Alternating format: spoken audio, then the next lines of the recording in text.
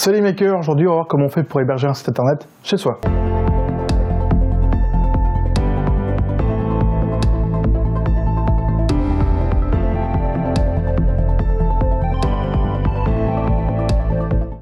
Tout d'abord, comment héberger un site internet? Premièrement, vous avez les hébergeurs spécialisés comme OVH qui est français, Cocorico, et en plus c'est un des plus gros au monde. En effet, on peut héberger un site internet autour de 6 € hors taxe par mois.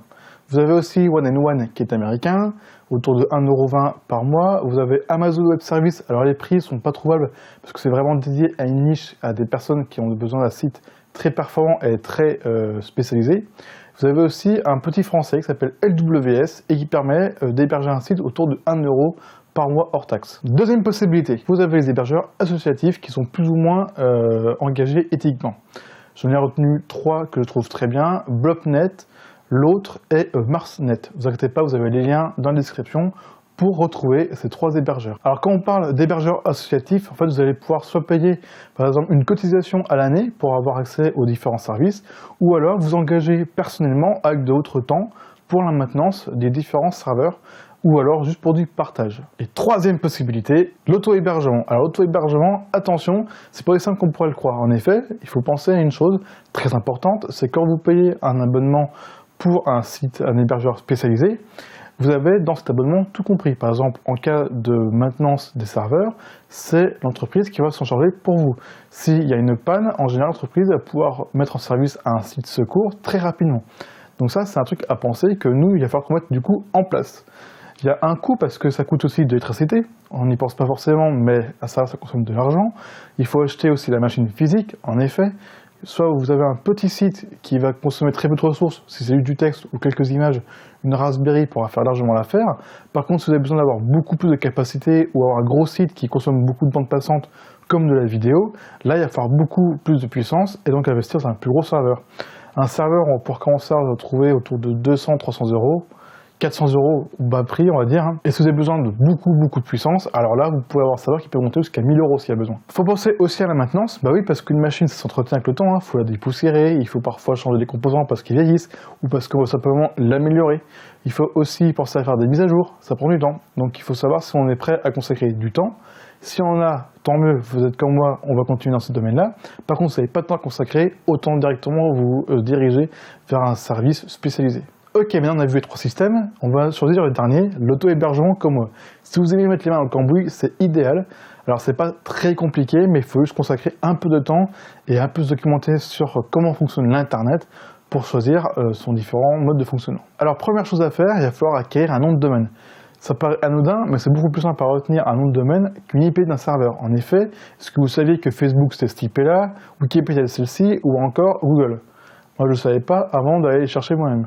En effet, c'est plus facile de retenir un nom de domaine, c'est comme votre répertoire téléphonique, vous avez plus de mal à retenir des numéros de téléphone, éventuellement un ou deux vous connaissez par cœur, mais ceux de vos amis, vous allez juste chercher le nom de l'ami pour pouvoir l'appeler, sans savoir quel est vraiment son numéro derrière. Et c'est exactement la même chose avec Internet, c'est-à-dire qu'on va prendre un nom de domaine qui va permettre de mieux retenir une suite de numéros. Ensuite, il va nous falloir une connexion Internet. Alors ça paraît idiot dit comme ça, mais c'est extrêmement important. Parce que si vous avez une connexion qui est très faible et que vous pouvez mettre de la vidéo, vous allez avoir de gros problèmes pour que les gens puissent y avoir accès. Alors, Orange, SFR, Free, Bouygues, qu'est-ce qu'on prend? Là-dessus, je vous laisse le choix. Vous pouvez prendre ce que vous voulez, j'ai aucune préférence pour l'un ou l'autre. Attention aux offres commerciales. Aujourd'hui, à la campagne, vous êtes sur de la DSL, voire mieux de la VDSL. Donc on peut obtenir entre 20 et 50 mégabits, ce qui est déjà pas trop mal en campagne. Et si vous êtes comme moi en ville, vous pouvez avoir accès à la fibre optique. Ce qui est très important dans ce qu'on vous donne comme caractéristique dans l'abonnement, c'est le débit montant et descendant. Alors, on trouve des abonnements pour la fibre optique de 100 mégas, 300 mégas, 1 giga, voire 10 gigas qui est promu par Free. Attention, il faut bien y aller pour bien comprendre comment ça fonctionne. Nous, ce qui nous regarde au niveau du serveur, ce qui est très important, c'est l'upload, donc c'est le débit montant. Souvent, on vous donne par exemple un débit de 1 giga, sauf qu'en fait, quand on regarde bien les petites lignes, c'est 1 giga en débit descendant, donc c'est ce qui vient vers vous, et un débit montant qui va partir vers les clients, donc ceux qui vont accéder à notre serveur. Ce qui va partir vers eux, ce sera un débit en général beaucoup plus faible. En général, vous avez 1 giga et 300 mégas en débit montant. Si vous avez un tout petit débit, forcément, vous aurez un goulot d'étranglement et que du coup, les gens auront du mal à avoir accès à votre site internet. Maintenant qu'on a une connexion internet, il va falloir acheter une machine. Alors est-ce qu'on prend une carte Raspberry ou est-ce qu'on prend un serveur? Si c'est juste un tout petit site qui est juste avec un peu de texte, quelques petites photos, une Raspberry, il faudra largement la faire, si vous n'avez pas beaucoup de trafic non plus.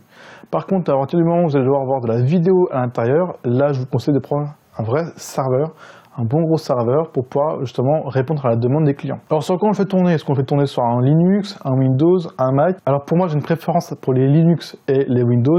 Mac, je déconseille fortement de faire de l'hébergement de site dessus. Enfin, un élément qu'on ne pense pas forcément, mais la redondance des machines. Chez un hébergeur spécialisé, eux ils ont de la redondance sur chaque machine, comme ça s'il y en a une qui est défaillante, l'autre pourra être mise en marche pour pouvoir avoir une continuité sur le site internet. Et un élément aussi dans la sécurité qu'on ne pense pas forcément, mais c'est la coupure de courant.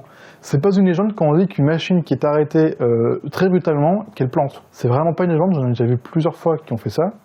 Et ça a un coût à perdre des données. Vraiment, pas la peine d'investir 1000 € dans un serveur si vous ne venez pas investir dans la sécurité électrique. Mettez ne serait-ce que 200 € dans un bon onduleur, avec une connexion série ou USB vers votre serveur, pour que comme ça, si jamais il n'y a plus assez de batterie dans l'onduleur, qu'il puisse faire un arrêt automatique du serveur en toute sécurité.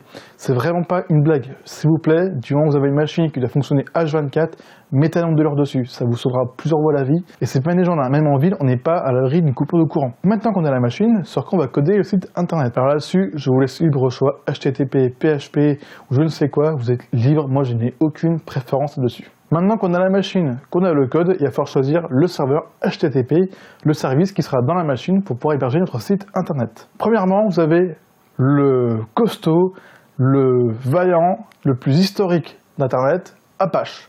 Alors Apache, ça a été créé en 95 et en plus il est open source. C'est un système qui est reconnu, recommandé par tout le monde, qui a une communauté mais juste gigantesque dans le monde, avec des forums à foison. Il y a tout ce qu'il faut pour pouvoir trouver des solutions avec Apache. C'est le leader pendant très longtemps du service HTTP sur les serveurs. Deuxième possibilité, vous avez 2IS qui est de Microsoft. Alors lui, il est apparu avec Windows NT 351 en 94.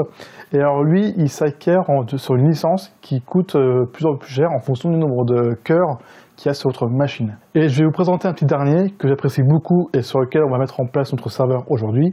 Il s'appelle NGIX ou Nginx, en fonction de la prononciation qu'on a. Alors il a été créé par un russe en 2002, il s'appelle Igor Sizov, alors excusez-moi pour l'accent, je ne suis pas très russe à la base. Et pourquoi il l'a créé? Parce qu'il était responsable d'un site qui avait beaucoup de trafic client dessus, qui s'appelle Rambler, et les systèmes qu'il y avait à l'époque n'étaient pas optimisés pour gérer autant de trafic de manière linéaire et ne pas avoir trop de perte de charge dans les différents serveurs. Il faut savoir aussi que NGIX a battu Apache en 2019, plus précisément en avril 2019, et du coup c'est devenu depuis ce moment-là le premier système HTTP sur les serveurs au monde.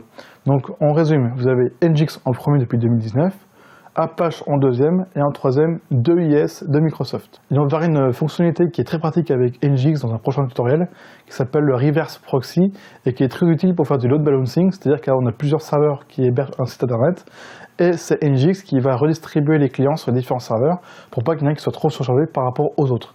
Mais ça, on en parlera dans un tuto prochain.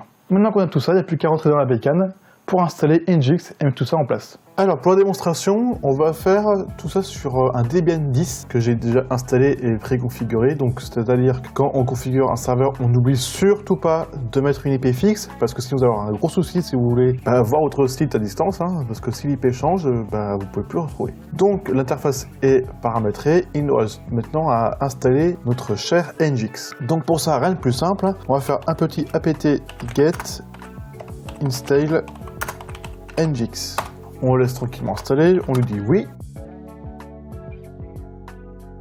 Ok, NGIX est installé, on va faire un petit clear pour nettoyer l'écran. Alors maintenant qu'on a installé NGIX, il va falloir qu'on fasse beaucoup de choses avant de vraiment pouvoir continuer dans NGIX. Donc déjà, on va aller ici. Donc pour l'exemple, on a fait deux sites. Mon site 1.xyz, mon site 2.xyz. De base, je tombe sur la page de mon hébergeur. Mon hébergeur actuellement, c'est LWS. C'est un exemple, je pourrais prendre n'importe lequel, ça revenait au même. Donc maintenant, il va falloir qu'on dise à notre hébergeur qu'on ne veut plus utiliser son serveur à lui, mais le nôtre. Alors pour ça, il y a ce qu'on appelle la zone DNS. C'est-à-dire qu'en fait, on va lui dire au fameux registre, les fameux annuaires d'Internet, où trouver l'IP de notre serveur. Donc c'est là qu'il va falloir qu'on leur dise que non, ce n'est plus l'IP de mon hébergeur actuel que je veux avoir, ce sera mon IP à moi. Donc pour ça, on va aller dans les paramètres de notre fournisseur. Alors on voit qu'il y a mes deux sites ici. Au-dessus, j'ai des sites qui sont à moi, donc je vous les cache pour pas que vous puissiez les voir. Hein. On va faire administration. Et on va dire qu'on va faire la gestion du domaine. Et maintenant, on va faire ce qui s'appelle justement la zone DNS. C'est ça qui est très important à configurer. Alors attention, tous les fournisseurs ne fournissent pas l'accès à la zone DNS. Donc avant de prendre un nom de domaine, faites bien attention auprès des différents registrars s'ils proposent cette fonctionnalité, parce que tout le monde ne propose pas. Même si maintenant ça commence à arriver de plus en plus souvent qu'on puisse le faire. Donc quand on regarde en fait, c'est juste un document texte où on renseigne ces informations. Alors je vais pas rentrer dans les détails, ça fera l'objet d'un autre tuto pour vraiment expliquer comment ça fonctionne. Mais ce qu'il faut savoir, c'est que on donne des alias, etc. Et on a différentes fonctions. On a du NS, du A, du C, NAM, du T, et puis vraiment le traitement de texte. Nous, ce qui nous intéresse, c'est la catégorie A. Le A, c'est ce qui va renseigner vraiment l'adresse IP de notre serveur pour notre site internet. Donc, on voit que j'ai un A avec un petit arrobase, donc on lui donne le nom arrobase. Et si on regarde l'arrobase, il va dans 3W. Et 3W, c'est la base de notre site internet. Donc il va falloir qu'on remonte dans le chemin, donc W devient l'arrobase, et l'arrobase devient le A, donc c'est l'IP qui est ici. Donc l'IP qui est là, il va falloir qu'on la modifie, parce qu'actuellement c'est l'IP de mon serveur de fournisseur. Donc on vient ici, on vient là, et il va falloir qu'on change l'IP. Alors, surtout ne mettez pas votre IP de serveur, ça ne servira à rien. Parce que votre IP de serveur, elle est dans votre réseau local. Non, ce qu'il faut, c'est l'IP de votre faille. Donc quand je parle d'un faille, c'est par exemple Orange, SFR, Bouygues, Free.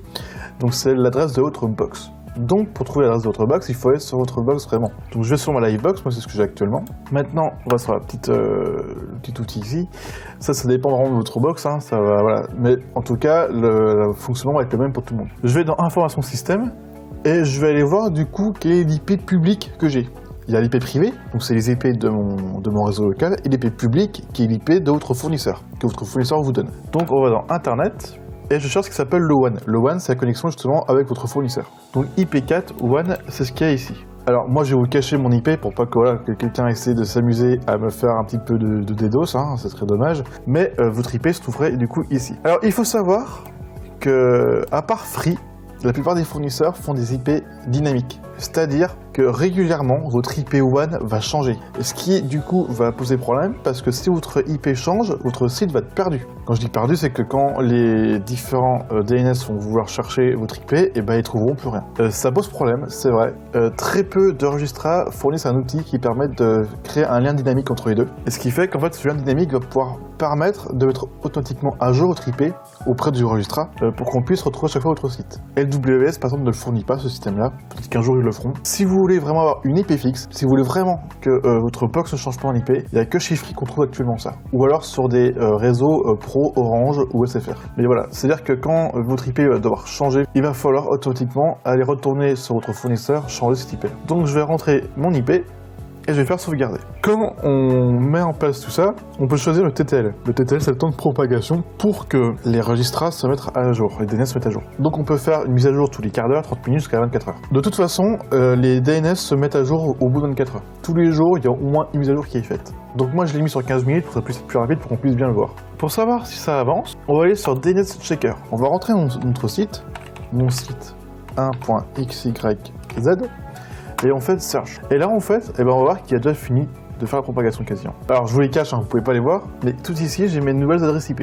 Et je peux même pas vous montrer l'ancienne parce que ça a déjà synchronisé. Donc voilà. Les DNS, en fait, quand ils sont pas trop chargés, on peut directement faire la modification. Si je vais sur mon site 2, par exemple, on voit qu'il y a l'ancienne IP. Je vous la laisse par contre, elle est en clair pour vous parce que c'est déjà mon ancienne IP. Maintenant que la propagation est faite, c'est-à-dire que si je vais sur mon site 1.xyz et que je fais entrer, cette page ne fonctionne pas, c'est normal parce qu'au bout, il n'y a rien qui est connecté, à part votre box, mais votre box, elle n'a pas de serveur HTTP derrière. Maintenant, ce qu'il va falloir faire, c'est qu'on va devoir mettre en relation l'extérieur avec l'intérieur. Quand je dis l'extérieur, c'est les clients qui demandent à voir votre site, et l'intérieur, c'est votre serveur. De base, la box, elle bloque la connexion entre les deux, parce que c'est un élément qui est sensible, donc on bloque de base cet élément. Pour permettre la connexion entre l'intérieur et l'extérieur, il va falloir faire ce qu'on appelle un pont entre l'intérieur et l'extérieur de votre réseau. Pour ça, on va dans votre box. Donc, je fais un petit retour et on va faire dans réseau. Donc on va dans NAT et on va lui dire, tu vas me prendre, donc nous c'est un serveur HTTP. De base de HTTP, ça fonctionne sur le port 80. En fait, le port 80, c'est comme si vous écriviez, attendez, on va le faire ici. C'est comme si vous écriviez en fait mon site 1.xyz 2.80. Sauf que le 80, comme il est natif à notre au système internet, automatiquement le point 80 est masqué. On retourne ici, On peut faire aussi du HTTPS. Donc là, HTTPS, c'est une version sécurisée avec un cryptage qui passe entre les deux. Donc nous, on va faire du HTTP. Le HTTPS, on le verra dans une autre vidéo. Pour le moment, on va faire un simple site. Donc on a notre port 80 à l'entrée. Forcément, c'est le port qu'on a besoin de base pour Internet.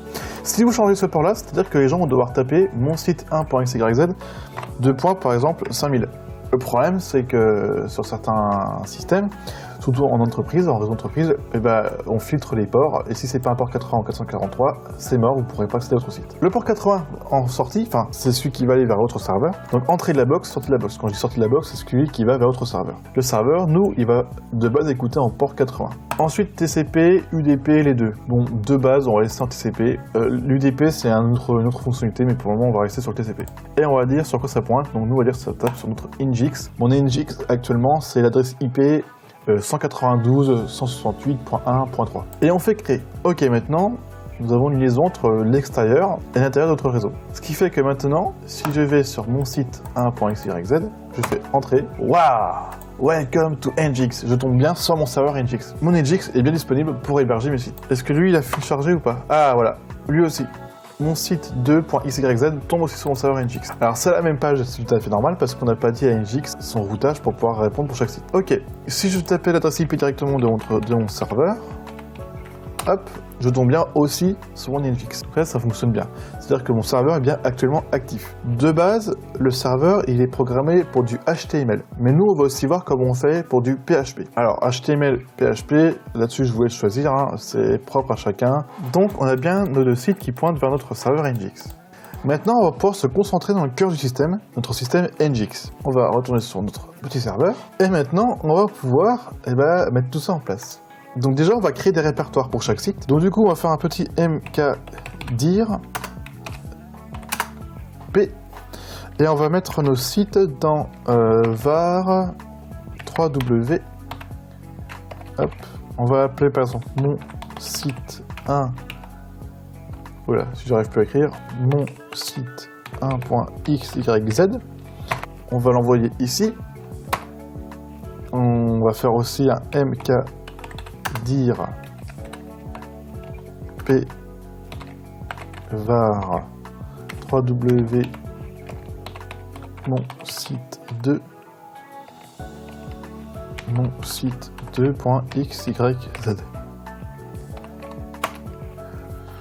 Donc maintenant si on fait un petit ls, on voit bien que j'ai mon site 1.xyz, mon site 2.xyz. Il va falloir qu'on change les droits de nos deux dossiers. Pourquoi? Parce que de base, on utilise les droits root. Le problème, c'est que root sur Debian, on ne peut pas se connecter à distance. Surtout, c'est dangereux, parce qu'on peut faire n'importe quoi. Donc, ce qu'on va faire, c'est que du coup, on va mettre les droits de notre utilisateur que j'ai créé dans Debian, qui s'appelle Nginx. Donc, pour mettre des droits pour cette personne-là, donc en l'occurrence Nginx, on va faire un petit chown, R pour récursif.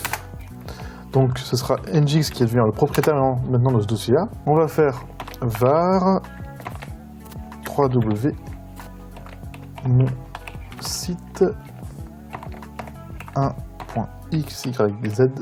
Ok, on vient de changer les droits de notre dossier. On va faire pareil pour le deuxième. Maintenant, pour savoir si c'est bien pris en compte, on va quitter notre petit budget et on va utiliser WinSCP qui permet de nous connecter comme ça en SFTP, donc en FTPS en français, pour une liaison sécurisée entre les deux. Donc mon hôte c'est 192.168.3 pour moi en l'occurrence. Utilisateur c'est Nginx. Vous ne pouvez pas vous loguer en root sur Debian, c'est pas possible, ça n'existe pas. Nginx et du coup mon mot de passe j'ai mis Nginx mais c'est juste pour l'exemple. Ok, on se connecte. On va aller dans le répertoire de base, on va dans var 3w et mon site 1. On va faire propriété, et on voit que je suis dans le groupe root et le propriétaire c'est Nginx. Donc normalement, je ne devrais pas avoir de problème pour créer un petit fichier dedans. Pour être sûr, on va faire mon site 1.xyz. On va créer un nouveau fichier. On va l'appeler index.html. La page index, c'est la base de votre site internet. S'il n'y a pas de page index dans un site, votre site ne peut pas fonctionner. Et on va le remplir, j'ai fait un petit code en avance. Bon, je vais pas vous expliquer, hein, le HTML, je suis pas là pour vous apprendre le fonctionnement d'HTML, mais moi je découvre encore. Mais voilà, pour faire un petit truc de base, on aurait ça. Donc site 1, et on va afficher Hello World, mon site 1.xyz. On sauvegarde, et là, voilà, ça a bien pris la sauvegarde, donc c'est qu'on a bien les droits pour écrire dedans. Je vais revenir en arrière, je vais aller sur mon site 2, et on va faire aussi un nouveau petit fichier, index.php. Alors, PHP parce que justement on va tester, voir si on peut faire de l'HTML et du PHP avec Nginx. Ok, on rentre ça dedans. C'est le même truc, je vais juste mettre un 2 pour savoir sur quel site on se trouve. C'est pas très aux normes pour du PHP, mais ça fera très bien l'affaire. Entrée, donc là on a bien index.php. Je reviens dans index.html. Là-dessus on est bon. On peut quitter notre session. On va retourner sur petit et on va continuer. Donc on va faire un petit clear. Maintenant on va devoir configurer notre serveur pour pouvoir avoir accès à notre système. Donc on va retourner à la racine, on va faire un CD pour accéder au fichier de configuration de Nginx. C'est pas très compliqué, c'est dans le dossier etc Nginx. Si je fais un petit ls, voilà tous les différents trucs qu'on trouve dans Nginx. Ce qu'on va avoir besoin, nous, on va avoir besoin de deux choses. Le site available, donc c'est là-dedans qu'on va créer de la configuration pour chaque site. Ce sera un fichier, en fait, un fichier texte, dans lequel on va pouvoir créer un système pour chaque site. Et le site enable, c'est un dossier qui autorise la mise en production de votre site. En fait, il faut que le fichier qui soit là soit mis dans le site enable. Alors nous, on va faire un lien symbolique, hein, c'est un raccourci. Donc on va faire un fichier ici principal, enfin pour chaque site, et on va faire un raccourci dans le site enabled. On trouve aussi un fichier de conf pour Nginx. Alors ça, on va pas rentrer vraiment dans les détails, mais là-dedans, on va pouvoir dire, en fonction de votre machine sur laquelle vous êtes, mettre combien de cœurs vous avez. On peut mettre aussi combien on veut de personnes en même temps connectables sur les sites.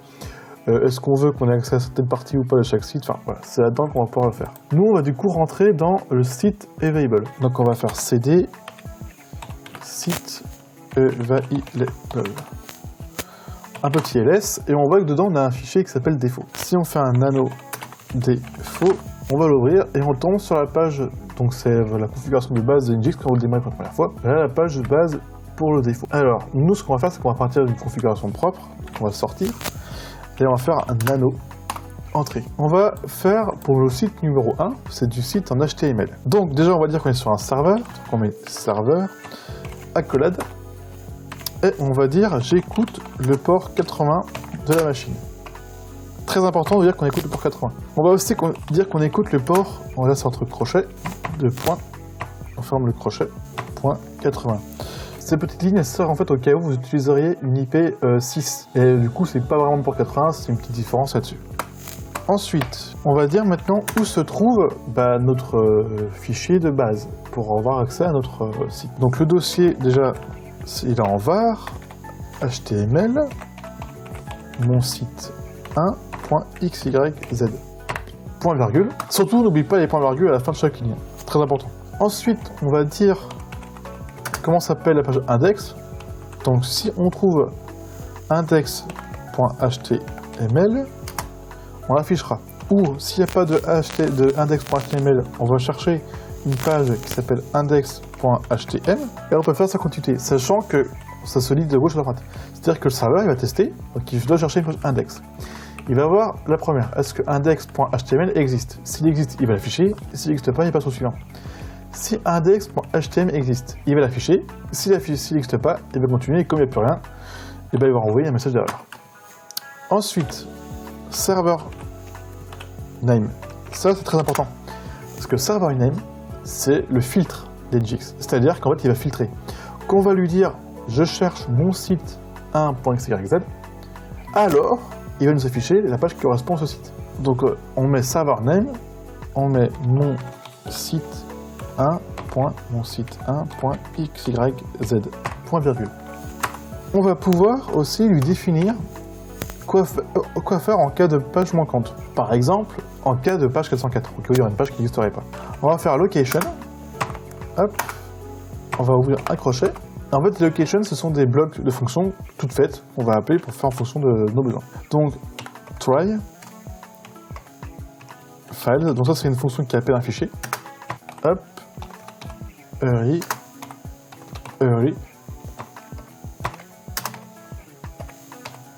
404. C'est-à-dire qu'en fait, s'il ne trouve pas la page qu'on cherche, dans le domaine mon site 1.xyz, alors il renverra une page d'erreur 404. La page d'erreur 404, là que je prends, c'est la page de base qui est écrite dans Nginx. Alors, on va aller fermer la parenthèse, enfin l'accolade, et on ferme la cote générale. On vérifie bien qu'on n'a pas oublié de point virgule sur chaque fin de phrase. Donc ici j'ai bien là, j'ai bien là, là j'ai là, j'ai là. Est-ce que j'ai une accolade là et là, effectivement, c'est bon. Accolade là et là, c'est bon. Ok, maintenant on va faire CTRL X, oui. Et donc on va nommer notre fichier qu'on vient de créer. Moi je vais pas me faire compliqué, hein, je vais l'appeler mon site 1.xyz. Ok, donc je fais un petit ls et je vois bien que mon site 1.xyz est dans le site available. Maintenant on va faire ce qu'on appelle un lien symbolique. Donc, si je reviens en arrière, cd etc ngx, je fais un petit ls, donc on se souvient bien, on vient de créer donc ici notre fichier. Et il faut qu'on l'applique aussi là-dedans. Donc au lieu de faire un copier-coller de ce fichier-là, on va faire un lien symbolique, un raccourci quoi. Donc on va faire un petit ln, plus loin s, on va taper etc ngx site available mon site 1.xyz et on va l'envoyer dans etc ngx site enabled et entrée. Normalement on a créé notre lien symbolique. Pour être sûr, on va faire un petit cd site enabled. On va faire un ls et on voit bien que mon site 1.xyz est bien présent dans notre dossier. On retourne à la racine du serveur et maintenant il va falloir qu'on dise à notre ngx ces modifications qu'on vient de créer, parce que ça on les a créées mais lui il n'a pas encore pris en compte. Donc pour qu'il puisse prendre en compte ces modifications, on va faire un systemctl reload ngx entrée. Donc là on vient de dire à ngx de reloader les fichiers de configuration pour qu'il puisse répondre à notre nouvelle requête. Maintenant pour savoir si ça fonctionne, on va retourner ici et on va faire mon site 1.xyz. CTRL F5 et là on a bien Hello World, mon site 1.xyz. Donc effectivement là notre serveur répond bien à la requête qu'on lui demandait. Si je vais sur mon site 2, que je fais CTRL F5, je tombe toujours sur la page ngx. Ça c'est plutôt bon signe, ça c'est plutôt bon signe. Donc le premier site fonctionne. On peut maintenant sans problème afficher n'importe quoi. On va retourner à la configuration de notre site numéro 2. Donc on va faire comme l'autre, on va créer un fichier de configuration. Alors on va faire cd etc ngx site available entrée ls, on est bien dedans. Là on va faire un copie du premier cp mon site 1.xyz et on va le copier et le nommer mon site 2.xyz. Si je fais un petit ls, on a bien un second fichier qui vient de se créer. On va faire un petit nano mon site 2.xyz entrée. Donc maintenant on va lui dire écoute mon gros, maintenant tu n'écoutes plus le port, enfin tu n'écoutes plus mon site 1 mais mon site 2, tu ne réponds plus dans le dossier mon site 1 mais dans mon site 2, et attention, n'oubliez pas qu'on a créé un site qui est en PHP dans notre site 2. Pour qu'on puisse répondre à la requête, alors on va faire la configuration en HTML pour que je puisse vous montrer à quoi ça ressemble si jamais on laisse du PHP sans le préprogrammer. CTRL X, Y, on enregistre. Alors maintenant, une fois qu'on a créé notre nouveau fichier, il va falloir faire comme l'ancien, c'est-à-dire faire un lien symbolique. Donc on va faire un petit ln s etc ngx site available mon site 2.xyz et on va l'envoyer dans etc ngx site enabled entrée. Et maintenant on va voir si on a bien mis en place notre fichier dans le dossier site enabled. Petit ls et on voit qu'on a bien mon site 2.xyz. Donc maintenant on va pouvoir recharger le serveur. Donc systemctl reload ngx. Maintenant si je vais dans mon navigateur, mon site 2, que je fais CTRL F5, pas de bol, 403 Forbidden. Pourquoi? Parce que je vous rappelle que notre site 2, c'est du PHP et pas de HTML. Donc forcément, le serveur Nginx ne sait pas le traiter.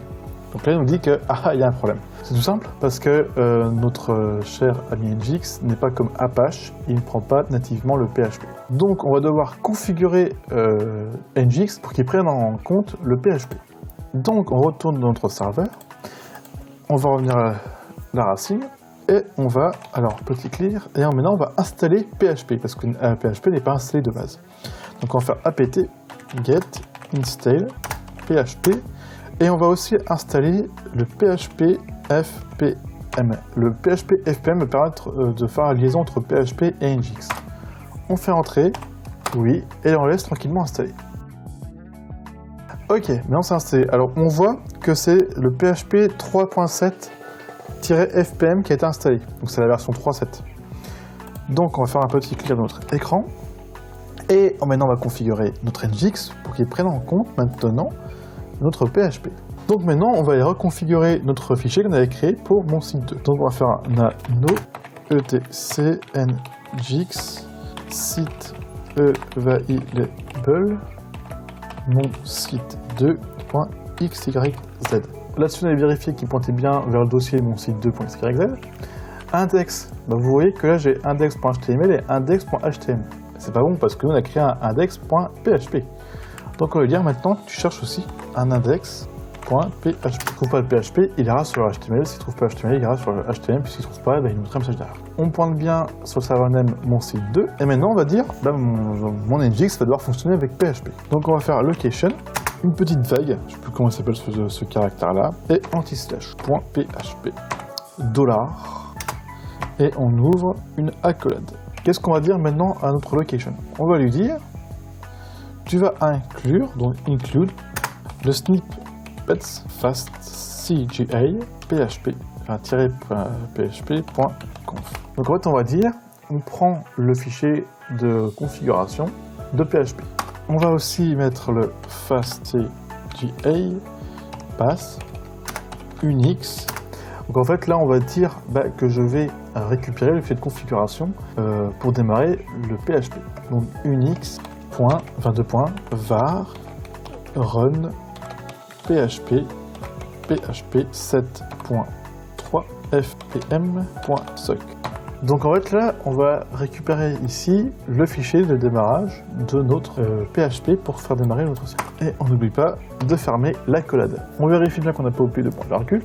On fait CTRL X, Y, entrée. Maintenant, on va redire à Nginx de recharger ses fichiers de configuration. Donc, systemctl reload Nginx. Ok, et normalement, si tout va bien, si je viens ici et que je fais CTRL F5, yes, je tombe bien sur Hello World, mon site 2.xyz. Donc, on a bien un site 1 qui est en fonctionnement, un site 2 qui est en fonctionnement. Si je tape l'IP de mon serveur, je tombe toujours sur la page de Nginx, c'est le fichier de base qu'on trouve dans notre serveur. Donc là, on a bien deux sites qui sont en fonctionnement et qui sont en parallèle. Voilà, j'espère que cette vidéo vous a plu, que vous avez bien pu comprendre comment fonctionnait Nginx et comment mettre en place un site internet dessus. Avant de terminer, je vais vous afficher à l'écran l'arborescence des différents répertoires et sous-répertoires qui sont dans Debian pour savoir exactement comment on se déplace dedans, pour savoir où mettre chaque partie de Nginx ou de votre site internet. N'hésitez pas à mettre en pause ou à faire une capture d'écran de cette arborescence pour l'avoir sous la main, pour vous simplifier la vie sur Debian. Voilà, cette vidéo est terminée. N'oubliez pas que vous pouvez toujours me laisser un commentaire sur Twitter, Facebook, par mail, mais aussi dans les commentaires YouTube. Je répondrai toujours volontiers. Je ne laisserai jamais une question sans réponse. C'est ma devise et je la respecterai jusqu'au bout dans ma limite de mes capacités intellectuelles. Ça paraît évident, mais on n'y pense pas toujours. En attendant, soyez créatifs, innovez surtout, faites-vous plaisir. Salut Maker!